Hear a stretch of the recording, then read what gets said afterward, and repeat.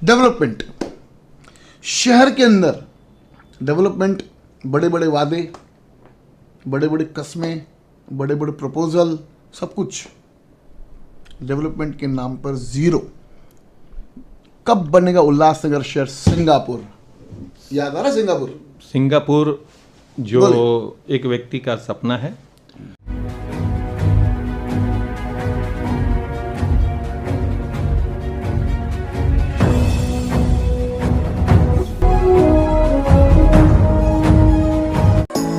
Neeraj Vinod Burani's Spacecraft Interiors. Your space, our craft. Experienced and professional team. No hidden charges. Luxurious designs. Spacecraft Interiors. Your space, our craft. दीजिए अपने सपनों को नई उड़ान। Crystal finance में अजीत माखीजानी के साथ लोन सॉल्यूशंस जो कि आप ढूंढ रहे हैं।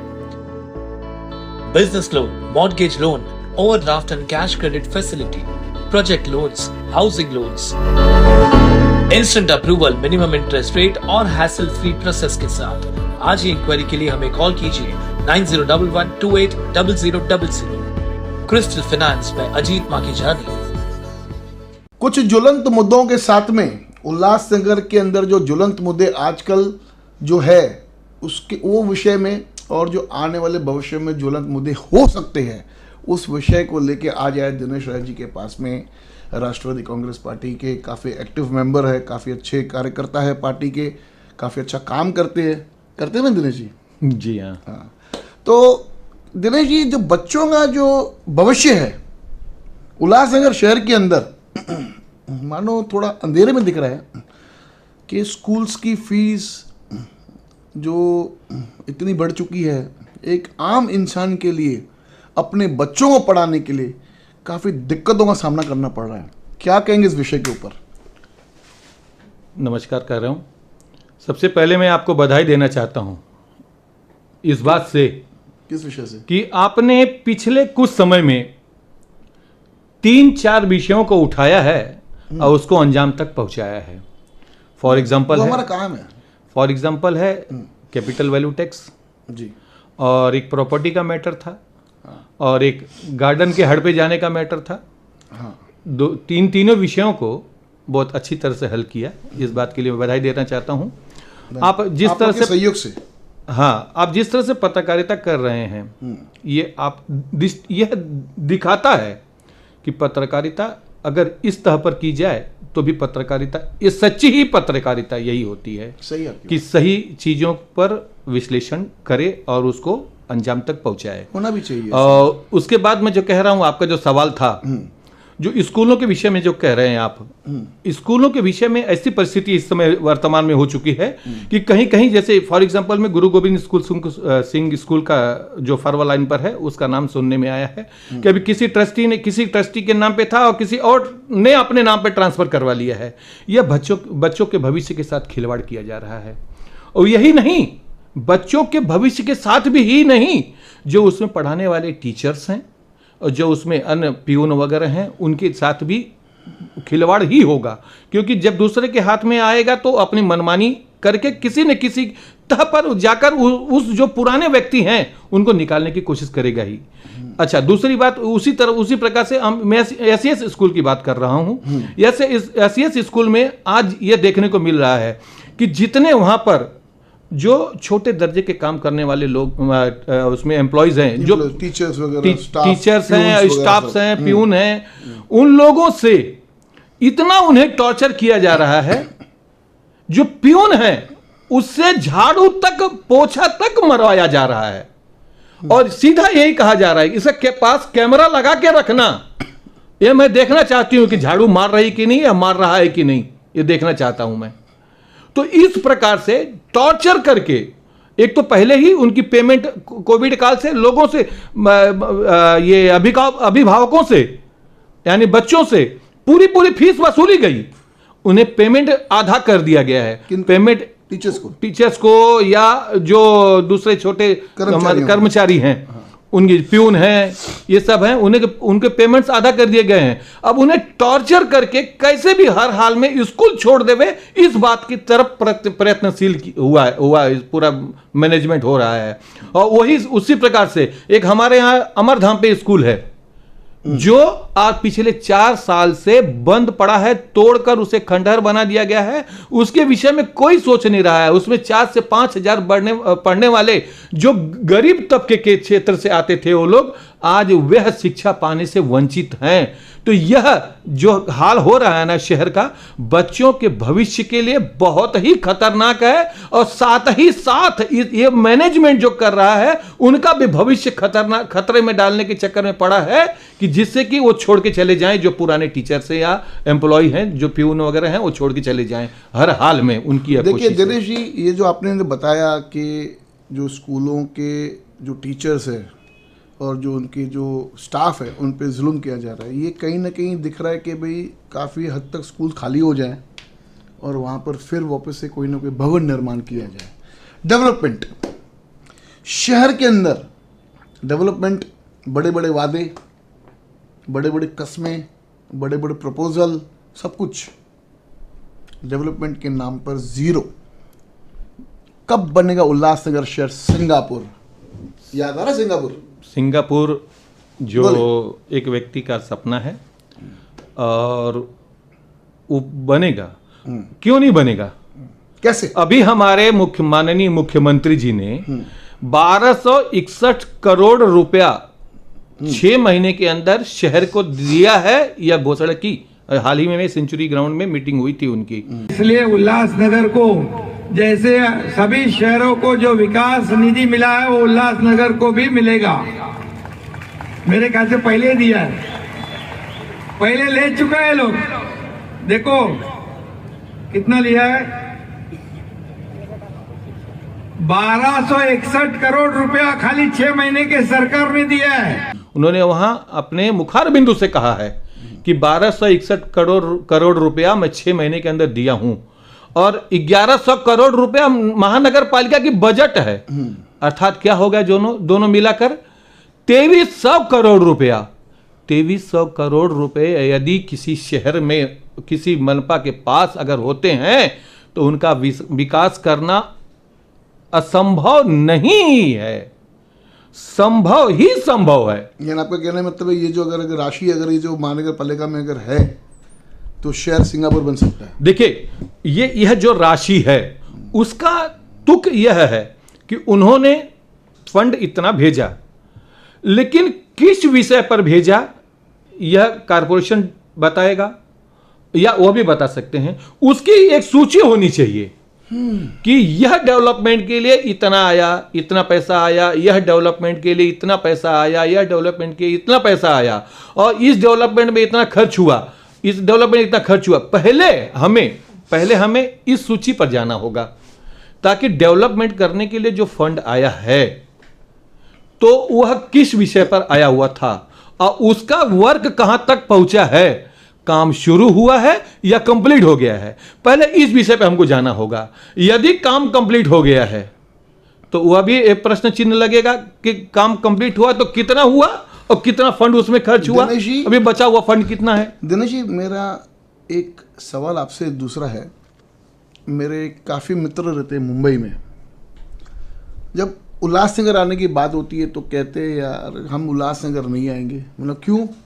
मतलब उल्लासनगर में खाने पीने की सुविधा अच्छी है, दुकानें अच्छी है, कपड़ों की सब कुछ अच्छा है, लेकिन हम जब उल्लासनगर आते हैं गाड़ी से, जब हम यहाँ से वापस जाते हैं, तो हमारी गाड़ी का मेंटेनेंस इतना हैवी निकल जाता है, हमें उल्लासनगर भारी पड़ जाता है ना। किसी भी महाराष्ट्र के किसी भी गांव खेड़े में चले जाओ, किसी भी छोटे से छोटे शहर में चले जाओ, वो सब शहर हमारे उल्लासनगर से ज़्यादा डेवलप है। नहीं, देखिए आप जो कह रहे हो, बताइए कौन सा महाराष्ट्र में ऐसा शहर है उल्लासनगर जैसा, उल्लासनगर छोड़ के ऐसा कोई दूसरा कोई उल्लासनगर जैसा कोई शहर जिसमें डेवलपमेंट नहीं हो। सभी शहर महाराष्ट्र के अंदर डेवलप हो चुके हैं। हमारा उल्लासनगर अछूता क्यों हो रहा है? क्या कारण है? क्या राजनीतिक मजबूरी है? क्या ये सब साठगांठ है, मुझे आज खुल के बताइए। देखिए यहाँ पर कहीं साठगांठ मुझे नजर नहीं आ रही है। दूसरी बात, उसकी बात मैं ये इसलिए कह रहा हूँ कि हमारे जो माननीय मुख्यमंत्री हैं, हाँ, वह हमारे उल्लासनगर को एक परिवार की तरह मानते हैं। जी। अब वही वजह है कि इतना फंड उन्होंने घोषणा की है, इतना फंड मैं शहर को विकास के लिए दे रहा हूं। सही है, यह उनकी आस्था है उल्लासनगर के प्रति, सही है। विश्वास है उल्लासनगर वासियों से कि डेवलपमेंट होना चाहिए। हुआ तो नहीं? होगा, वही तो है। सवाल यहां पर यह है कि 261 करोड़ रुपया जो शहर को दिया गया है, वह किस किस विषय पर दिया गया है, उसका काम कहां तक पहुंचा है, इसकी कैलकुलेशन कौन लेगा? जो हमारे स्थानीय नेता लोग हैं, ये उन्हें आपके लेना भी है। पार्टी के स्थानीय नेता है, जी, उनको पूछिए कि 1261 करोड़ कहाँ गए। मैं उनसे भी कहूंगा, हम भी पूछेंगे ही, सही है। ऐसा नहीं है। लेकिन फिलहाल जो हमारे 10 महीने से कारपोरेशन, हाँ मतलब कोई नगर सेवक पद पर नहीं है। सही है। और खैर यहाँ पर एट प्रेजेंट जो हमारे स्थानीय आमदार हैं, स्थानीय जो आमदार हैं, वह उसकी सूची तो बता सकते हैं ना कि हमने स्टेट से इतना पैसा लाया है, इस काम के विकास के लिए हमने पैसा लाया है, यह काम शुरू हुआ है, यह काम अभी शुरू होगा, यह तो सब तो जानकारी उनको देना है ना। लेंगे, एक जल्दी एक मुलाकात आमदार से लेंगे और उनसे भी ये विषय पूछेंगे कि ये जो आज जो ये एक ज्वलंत मुद्दे के रूप में जा रहा है 1261 करोड़ रुपया राशि, इस विषय में उनका क्या कहना है। बिल्कुल। लेकिन राष्ट्रवादी कांग्रेस पार्टी का क्या स्टैंड है इसके ऊपर? क्योंकि 25 नगर सेवक आपके थे, ठीक है, 2017 के इसमें 2017 से 22 तक 25 नगर सेवक राष्ट्रवादी कांग्रेस पार्टी के थे। ठीक है भाई, इसके पहले हम सत्ता में भी थे ना? सत्ता में भी थे, तब हमने कौन सा कहाँ कितना खर्च हुआ है, क्या उसने डेवलपमेंट किया है, वो हमने सब शो किया है। ऐसा कोई बैलेंस नहीं बचाया जो काम नहीं किया होगा और बिल बन के चला गया होगा, ऐसा हमारे राज्य में नहीं हुआ है। ऐसा जब जो हो, मैं संभावनाओं से इनकार नहीं, ऐसा होता है क्या? संभावनाओं से इनकार नहीं कर सकता। ऐसा होता है कि काम नहीं हुआ और बिल बन जाए? भ्रष्टाचार शहर में इतना बढ़ चुका है, इतना बढ़ चुका है कि किसी भी ठेके को पास कराने के लिए कितना कमीशन लिया जाता है वह जग जाहिर है।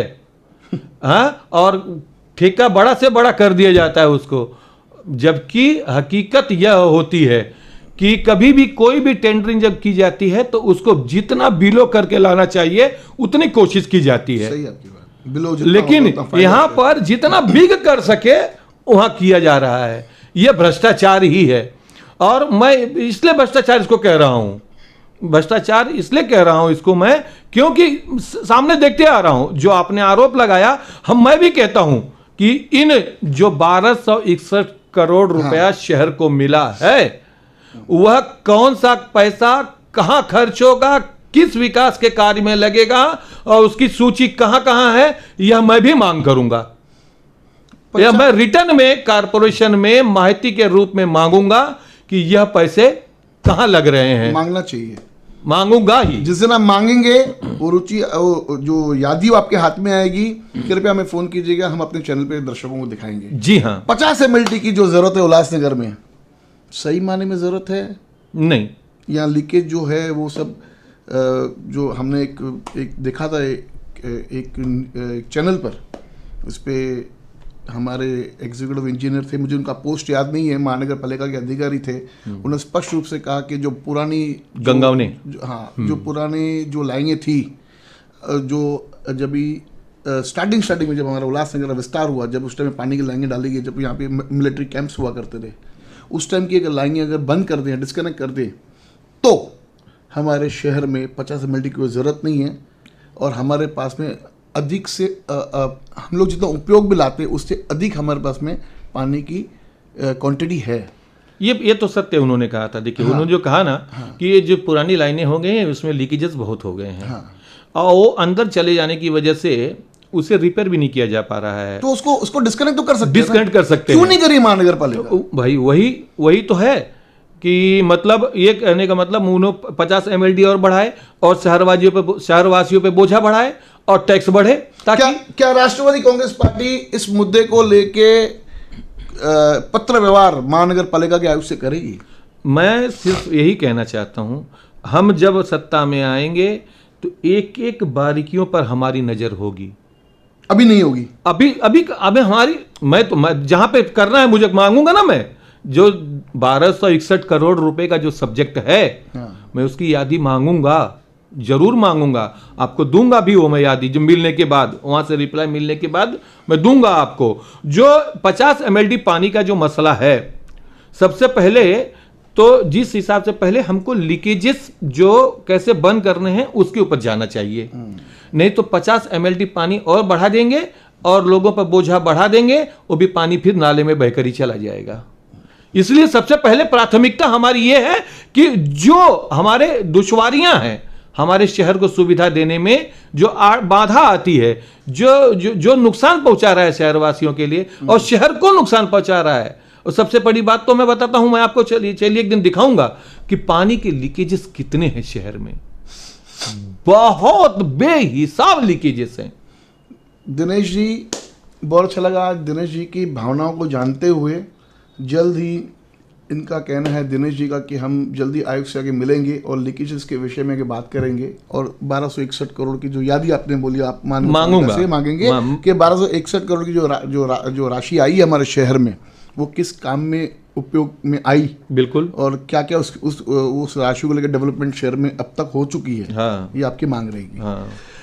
आपने जब टैक्स की बात की पहले इंटरव्यू शुरू करने से पहले, मुझे एक बात याद आ गई। 31 मार्च तक, शनिवार हो या इतवार हो, टैक्स डिपार्टमेंट शुरू रहेगा। CFC काउंटर्स जो है महानगर पालिका की तरफ से पूरे शहर भर में, वो भी CFC काउंटर्स भी शुरू रहेंगे, और सभी शहरवासियों को ये एक अच्छा मौका है कि काफ़ी ऐसे लोग हैं जो मुंबई की तरफ अपने रोज़मर्रा की ज़िंदगी में जाते हैं, शनिवार इतवार ही खाली उनको छुट्टी होती है, लेकिन महानगर पालिका उस दिनों पे बंद रहती है। तो 31 मार्च तक टैक्स भरने के लिए आपके लिए महानगर पालिका ने अपना टैक्स कार्यालय खोल के रखा है, और CFC सेंटर्स भी सब खोल के रखा है। जिन जिन लोगों को अपने टैक्स भरना है 31 मार्च के पहले, वो कृपया इन सुविधाओं का लाभ ले सकते हैं। धन्यवाद। देखते रहिए फिर से बागी न्यूज़ चैनल। धन्यवाद। आपको भी नमस्कार। मैं शहरवासियों को भी नमस्कार कह रहा हूँ। मैं शहर यही अपील आपकी तरफ से कर रहा हूँ कि भाई शहरवासी जो महानगर पालिका सुविधा दी है टैक्स भरने की, वह समय पर जाकर चुकता करें और अपना बोझ हटाएं और शहर के विकास में अपना योगदान दें। मेरा यही आपसे रिक्वेस्ट है। धन्यवाद।